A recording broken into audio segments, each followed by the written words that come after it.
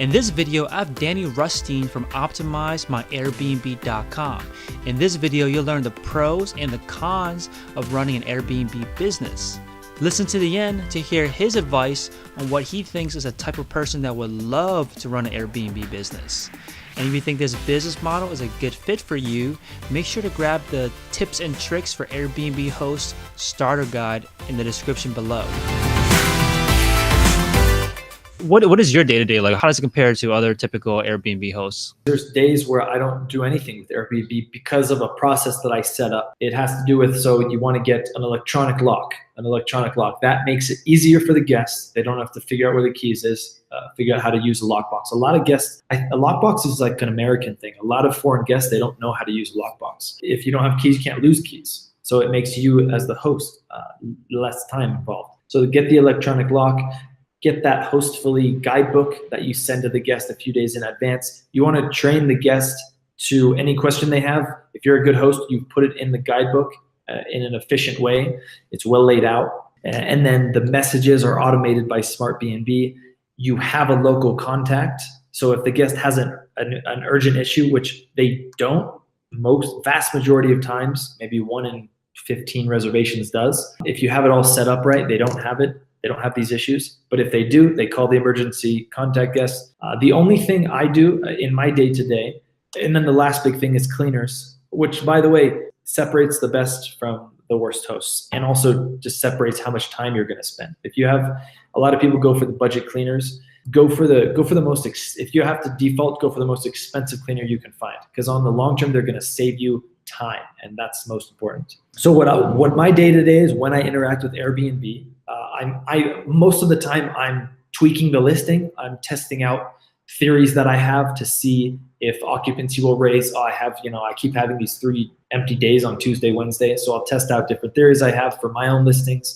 I'll respond to messages. I still want to give personalized experience. So even though I'm saying all this is automated, it's better for the guest. If the guest has an issue, there's always a human to reach out to live. I'll read all the messages, because if they have a question in there, I'll respond to it, and I'll respond to it quickly. So that's my day-to-day, responding to messages. Every now and then I'll respond to some sort of an issue the guest has. But like I said, 1 hour for every 3 to 4 or 5 listings. Got it. Is that typical for other hosts? I mean, it sounds like you automate a lot of it. Like for someone out there that doesn't have this process set up yet, what can they expect in terms of how much time it takes per property? Depending on how big your house is and if you cleaned it or not, assuming you're going to clean it. Most hosts start off, especially if that one listing, they start off cleaning it, and I recommend you start off cleaning it. That's going to be an hour.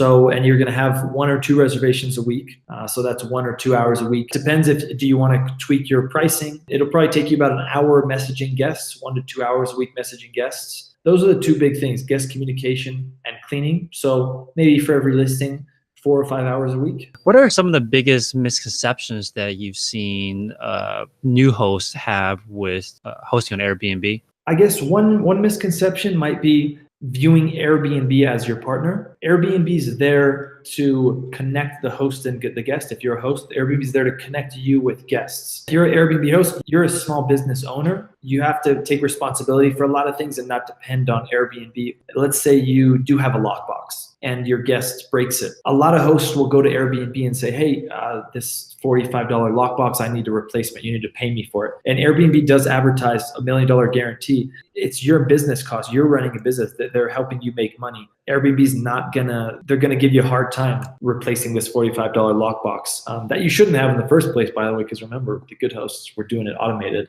So just go into a new mindset. You're gonna have costs. So instead of going after the guest for that $45, take the review, take the 5-star review, spend another $45, or better yet, get a remote lock. What are some of the early challenges that new Airbnb hosts typically run into? Customer service issues, for sure, especially at the beginning. So your first reservation, and I have a calendar strategy, a blog post on my website, how to do your calendar when you first start out.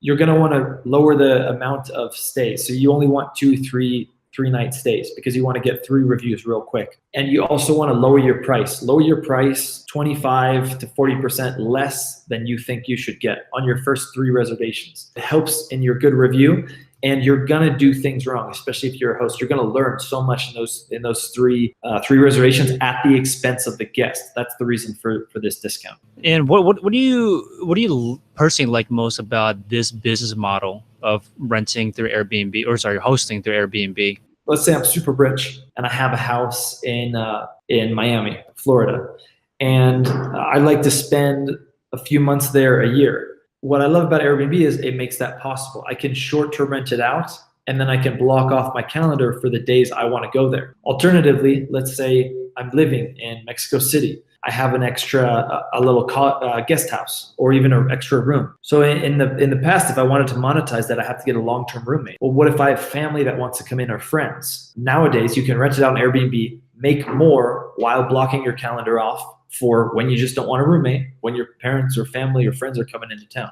That's the biggest draw. Outside of, obviously, everyone knows you make more money, but that's the biggest draw for sure. What about the risks? What are some of the common or biggest risks with renting out your property through Airbnb? The biggest risk in my mind is things that happen less, but when they happen to you, they only need to happen once, and it can really set you back. Theft is a big one. I mentioned it earlier, but small things. Big theft. If you have a short-term rental, think about whether or not you want to put a picture of the front of the building, especially if you're in a single residence home. So think about if you want to put a picture of the front of the building. Vet your cleaners, because cleaners have access to your house all the time, and they know when your reservations are. So this has happened to me in the past. I outsourced my cleaning to a company, and they had some cleaning turnover, and later on a unit happened to get broken into while a guest was there, and there was no signs of breaking and entering, so they knew the code. And when that happens, it's going to take a lot of time. You're not going to be able to grow your business or grow your Airbnb. You're going to have to, and it potentially is going to cost you a lot of money. There's legal ramifications. Vet your guests as well. That's just as likely to happen, if not more, than your cleaners. I have an article on my website that this hasn't happened to me since that one time. And I vet my guests based on their profile. Profile has 13 sections, and you can tell, my theory, and it's proved to work so far, you can tell a lot about a guest based on their profile, based on how much time they've taken to fill out their profile. Have they done the bare minimums, or have they spent a little time describing themselves, confirming their Facebook, adding their, etc., their work? So you mentioned earlier something about the photo of the front of your building. What is the issue with that? If you put a photo of the front of your building, an entrepreneurial thief could go on Airbnb and say, "Hey, this is an Airbnb listing," and if you have the address on there, the number address, they can see, okay, that's the number address. Airbnb narrows it down on the map. If the host has fixed, you can now select specific location. So if they've done specific location, they can narrow it down even to the street. And the entrepreneurial thief will look at your calendar and say, okay, these days are blocked off. That means a guest is there. And hey, if I go and, maybe I'll get lucky. I'm not robbing anyone who even is a local, so it's totally fine. This is probably how thieves think. When you think about all your experience you've had so far and all the guests and all the hosts that you worked with, what is the ideal kind of profile of a host, or a profile of a person that would absolutely love this type of business model? The best hosts on Airbnb are the elderly, folks who are 50, 60, 70, 80 years old. And I think the reason is because they have more time to dedicate to their guest, to every single guest. If you're a host, it's, for me, I love interacting with the guests. When I did the couch, every guest I wanted to meet, because it was kind of cool. They were from all these parts of the world that I've never been to. But that could get old, and it did get old for a while. So the host who has a lot of time on their hands and really wants to get to know folks from around the world, this is really going to be a good fit, because you're going to monetize, and you're going to give the guests a super good experience, because you're going to answer them super quick. A lot of hosts don't do this. So that's, if you're looking for a hobby and you have some space, you have time, in my mind, there's no better thing you can do than clean out your extra guest room, or turn your sofa into a sofa bed.